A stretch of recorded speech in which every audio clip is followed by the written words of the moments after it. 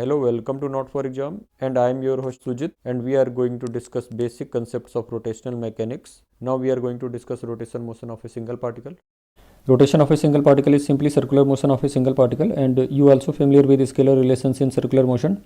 Let a particle is moving in fixed circular path of radius r, and at some instant its angular velocity is omega, angular acceleration is alpha, and at the same instant its speed is v, tangential acceleration is at, and radial acceleration is jr. Then the scalar relations between these physical quantities are as v is equal to omega r, at is equal to alpha r, ar is equal to omega square r, or v square by r. Further, to understand rotational mechanics, it is required to know the vector relations in circular motion. Let's discuss vector relations in circular motion. The very fundamental definitions in rotational mechanics are the definitions of angular displacements and angular velocity. And by definition, differentially small angular displacement d theta is a vector, whether finite angular displacement theta is not a vector. This is because differentially small angular displacement d theta follows all vector properties, but finite angular displacement theta does not follow vector properties. One of these properties is that addition of differentially small angular displacement is commutative, but addition of finite angular displacement is not commutative.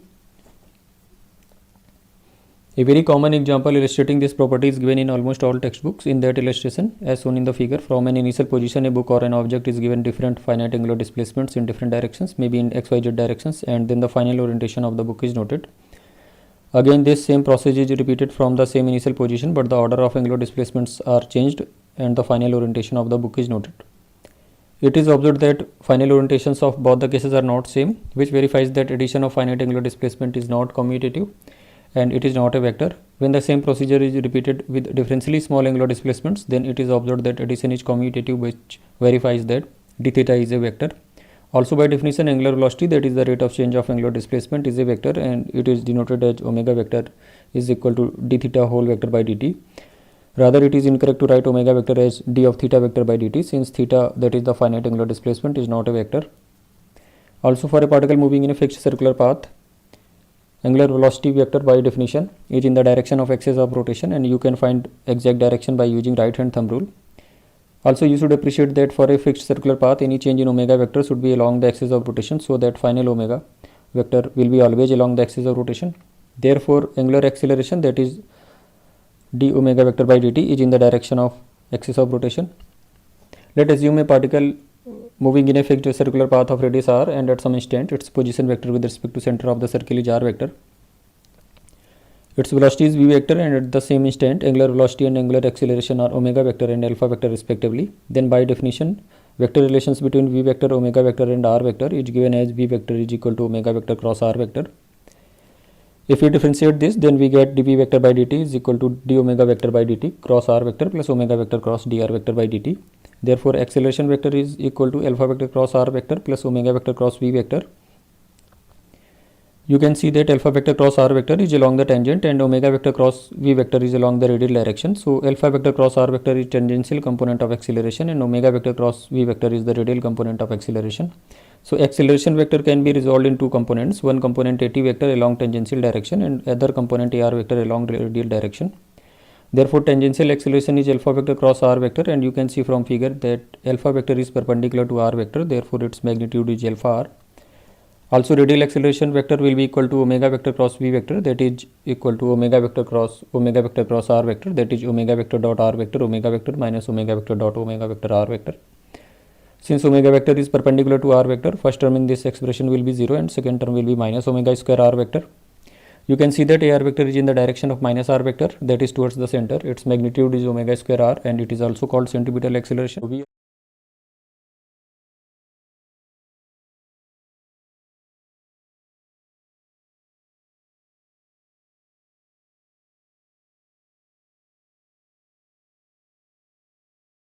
So we are going to talk about motion of a rigid body. You already know that rotation motion of a single particle is circular motion of a single particle.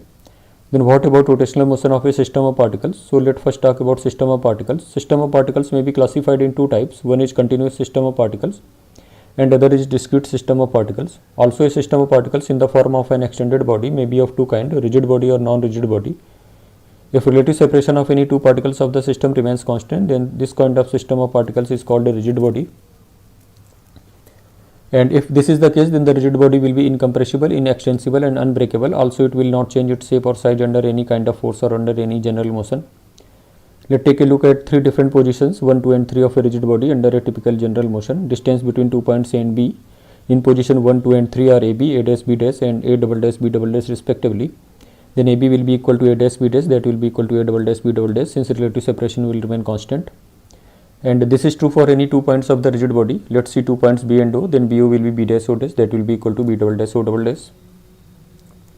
Also, if you imagine general motion of a rigid body, then you will be convinced that general motion of a rigid body may be very easy or may be very complex. Therefore, it is prudent that at initial level, we have to first understand some typical easy motions of a rigid body, which are pure translation motion of a rigid body, pure rotational motion of a rigid body, and general plane motion of a rigid body. Let we first talk about pure translation motion of a rigid body. So, in pure translation motion of a rigid body, displacement of each particle of the rigid body is same.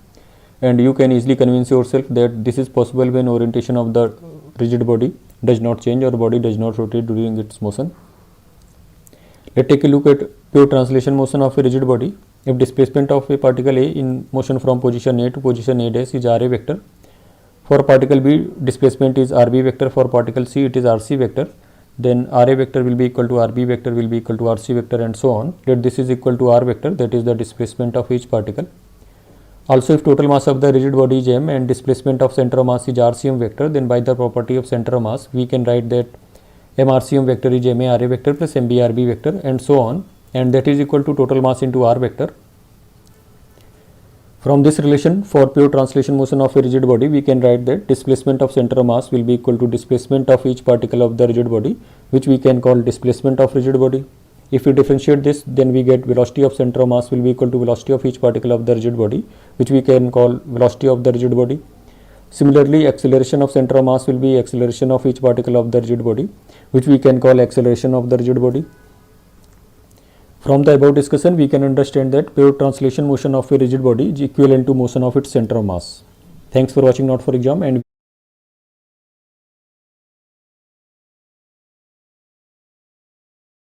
we are going to talk about pure rotation of a rigid body in moment of inertia. A body is said to be in pure rotation if all particles of the rigid body move in circular path with same angular velocity and plane of all these circles are parallel. Also, center of all these circles lie on a fixed straight line called axis of rotation. So, we can say that pure rotation of a rigid body is actually the rotation of the rigid body about a fixed axis. Let's take a look at a rigid body rotating about a fixed axis and having angular velocity omega vector at some instant. We can see clearly from the given figure that all particles move in circular path about same axis of rotation with same angular velocity, and all these circles are parallel to one another. Also, if radius of circle is r, then the speed of the particle is r omega. Also, the point located on axis of rotation will be at rest, and this understanding enables us to quickly find the total kinetic energy of the rigid body, which will be the sum of kinetic energy of all the particles. Therefore, the total kinetic energy of the rigid body in pure rotation is equal to kinetic energy of particle 1, that is half m1 v1 square, plus kinetic energy of particle 2, that is half m2 v2 square, and so on. That is equal to sigma of kinetic energy of ith particle, that is sigma of half mi vi square. Also, vi is ri omega and omega is constant. So, total kinetic energy comes out to be half of sigma mi ri square into omega square, and this term sigma mi ri square depends on mass distribution with respect to axis of rotation, and it is called moment of inertia or inertia for rotational motion. So, for discrete system of particles, moment of inertia is the sum of the term mi ri square of all the individual particles. And if the rigid body is in the form of a continuous system of particles, then this term will be the integration of dm r square for each differential element of mass dm located at a distance r from the axis of rotation. So, in this case, I will be integration of dm r square, that is equal to integration of r square dm with proper limit.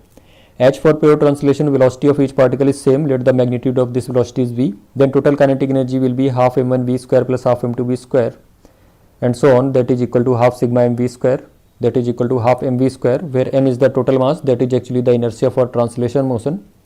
Now, for pure rotational motion, the expression for total kinetic energy half I omega square is analogous to total kinetic energy in pure translation, that is half mv square. Here the term I is analogous to inertia for translation motion, and it is the inertia for rotational motion, and which can be calculated as I is equal to sigma of mi ri square for rigid body of discrete system of particles, and I is equal to integration of r square dm for rigid body of continuous system of particles. Also, it is important to appreciate that moment of inertia depends on mass distribution with respect to axis of rotation, And to find moment of inertia of combination of two or more bodies about same axis of rotation, we can use the property of integration. Let there is a composite body which is made from individual rigid bodies 1, 2 and 3. Then moment of inertia of this body about the axis of rotation is equal to integration of r square dm for whole body. And by property of integration, this is equal to integration of r square dm for body 1 plus integration of r square dm for body 2 plus integration of r square dm for body 3 and so on about same axis of rotation. Therefore, the net moment of inertia will be algebraic sum of individual moment of inertia of each body about same axis of rotation. And you can easily understand that in the same way as above, if a body is cut from another body, then we have to subtract the moment of inertia of the cutting part about same axis of rotation. And the above results are called superposition principle for moment of inertia. And we are going to calculate moment of inertia of some typical rigid bodies.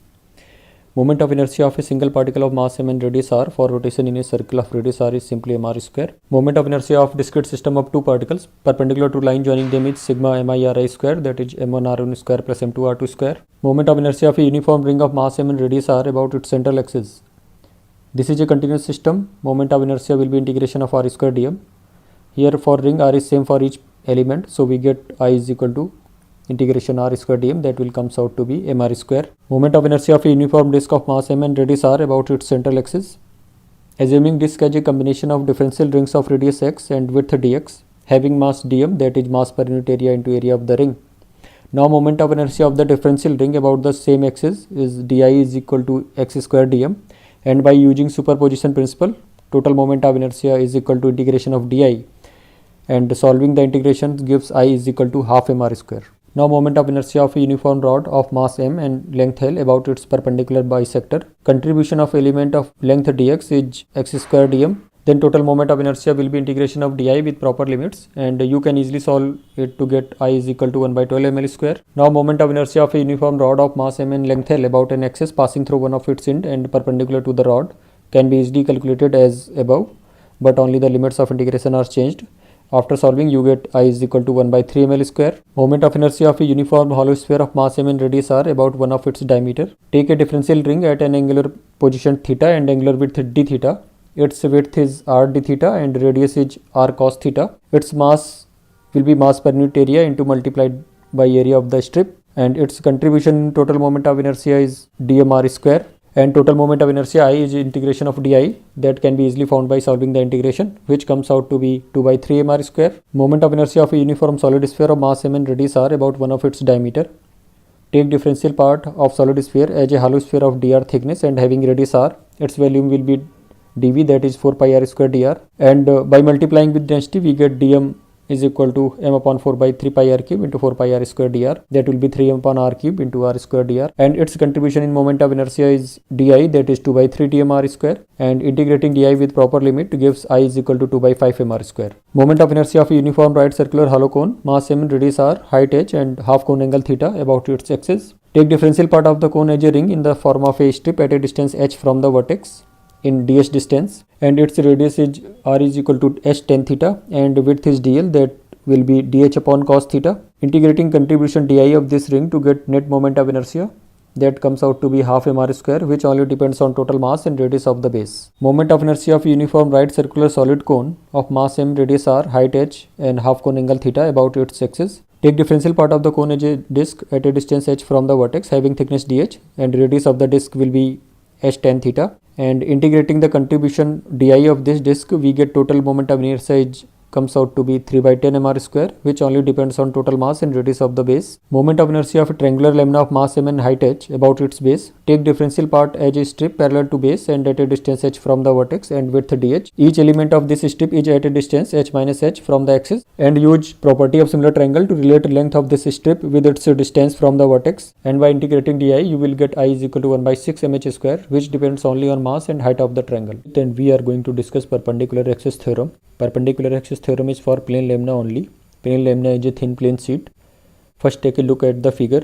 This theorem is for plane lamina and for three concurrent axes where origin is on the plane of the lamina and the two axes are in the plane of the lamina and one is perpendicular to the plane. Let us assume x and y axis in the plane of the lamina and z axis is perpendicular to the plane. For a differential element of mass dm having coordinates x, y, 0, perpendicular distance from z axis is root of x square plus y square, perpendicular distance from y axis is x and from x axis it is y. Therefore, Iz will be integration of r square dm, Ix will be integration of y square dm, and Iy will be integration of x square dm.